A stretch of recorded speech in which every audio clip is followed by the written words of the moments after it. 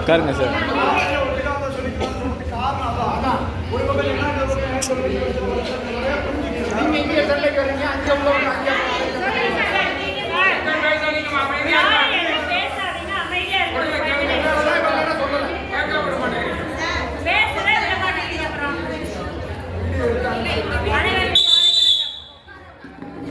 பேச்சுவார்த்தைக்கு நம்ம JD sir Naresh sir அவங்ககிட்ட போனோம்.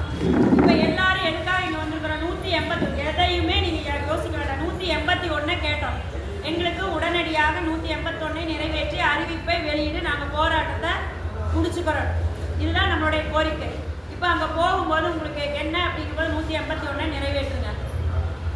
சரி, நாங்கள் எப்பவும் போல் அதுக்கான வேலையை செஞ்சுட்டு இருக்கிறோம். அதுக்கான அறிவிப்பு வரும். என்னங்கிறத மினிஸ்டர் வந்ததுக்கப்புறமா பேசி முடிவு பண்ணுவோம். நீங்கள் இது வரைக்கும் உங்களுடைய அழுத்தம் இது எல்லாத்தையும் கொடுத்துட்டீங்க. நீங்கள் கலந்து போங்க. அடுத்த பதில் 181 நிறைவேற்றுங்க, ஆணையை வெளியிடுங்க, நாங்கள் போகிறோம். இது ஒரு கேள்வி, இதுக்கான பதில். இதில் உடன்பாடு இல்லை. நாங்கள் அறிவிக்கிறோன்னா எங்களுக்கு இப்போவே அறிவிங்க. இதுக்கான பதில் அவங்ககிட்ட இன்றைக்கே அறிவிக்க முடியாது. அப்போ நம்ம அடுத்து என்ன பண்ணணும்? போராட்டத்தை தொடரணும். அதைத்தான் நாங்கள் சொன்னோம். உடன்பாடு இல்லை, போராட்டம் தொடரும். இதில் என்னன்னா என்ன பதில் சொல்லுங்க.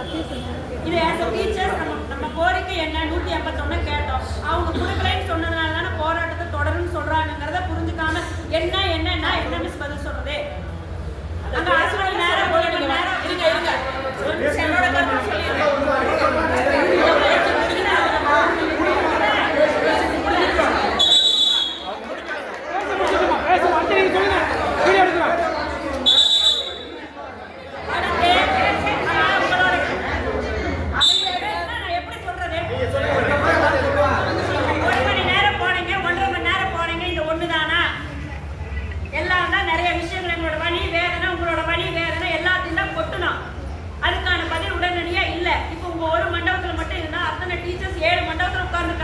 எல்லாத்துக்கும் அந்த தகவல் ஒரு மண்டலத்திலையும் சொல்ல முடியுமா?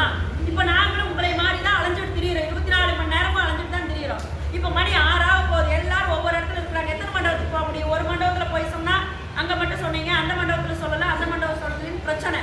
நீங்கள் அடுத்த செகண்ட் இங்கே முடிச்சுட்டு வெளியில் போயிடுவீங்க. திரும்ப அத்தனையும் நாங்கள் தான் ஃபேஸ் பண்ணணும். உங்கள்கிட்ட சொல்லாமல் நாங்கள் யார்கிட்ட சொல்ல போகிறோம்?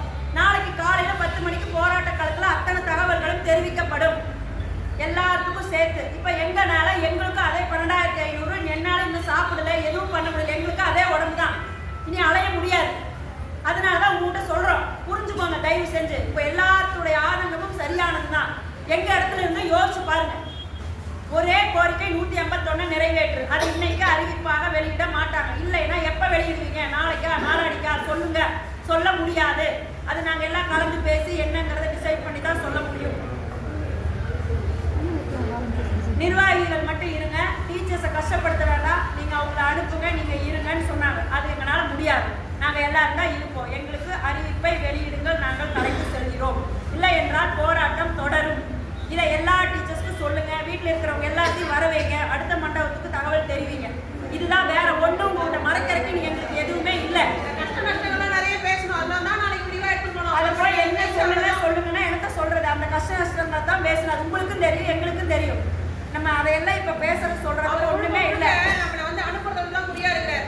போன தடவை அறிவொளி ஐயா என்ன பேசினாரோ அதெல்லாம் இவருக்கு கொஞ்சம் ஆழமா பேசினார். மற்றபடி ஒன்றில் அறிவொளி ஐயா மே மாசம் சம்பளம் உண்டு, உங்களுக்கு எல்லாம் உண்டு, நீங்க கலந்து போங்க, 2 நாள்ல உங்களுக்கு வந்துடும் சொல்றாரு. மறுபடியும் ஒரு 10 நாள் முன்னாடியே நிர்வாகி கலந்து கூட அவர் பதில் சொல்றாரு. ஆனா நீங்க இந்த இடத்த விட்டு போனீங்கன்னா எங்களோட நிலைமை இதுதான். நிர்வாகிகளுக்கு பதில் சொல்ல மாட்டாங்க. இந்த களத்தை வலுப்படுத்த மட்டும்தான் இந்த இடத்துல சொல்லல. இப்போ 7 மண்டபத்துல இருக்கிற இந்த ஒரு மண்டபத்துல மட்டும் நாங்க பேசுறோம். இது சரியா நீங்களே கேட்டு பாருங்க.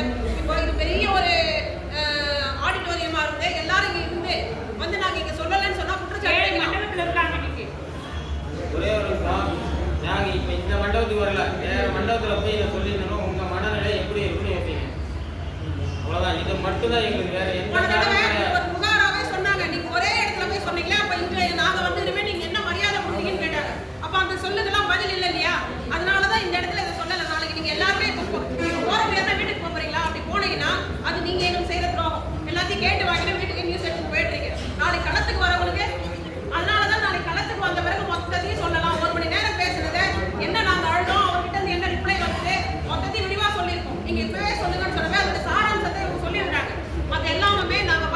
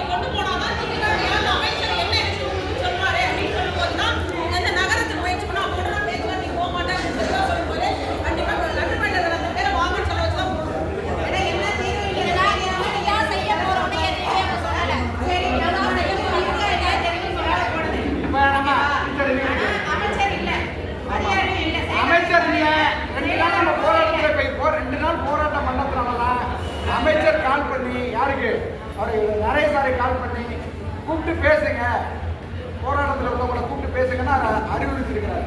அதனாலதான் உங்களை கூப்பிட்டு பேசுறாங்க. நீங்க இருந்தா மேலும் மேலும் நம்ம இங்க போராட்டத்தை தொடர்ந்தோம்னா நமக்கான வேலைகள் வேகமா நடக்கும்.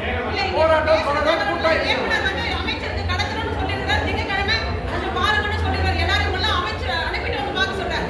அதுல எங்களுக்கு உடன்பாடு இல்லை. போராட்டத்தை நாங்க கலைக்க மாட்டோம் தான் வெளியே வரோம். போயிட்டேன்னா அப்புறம் அசால்ட் வந்து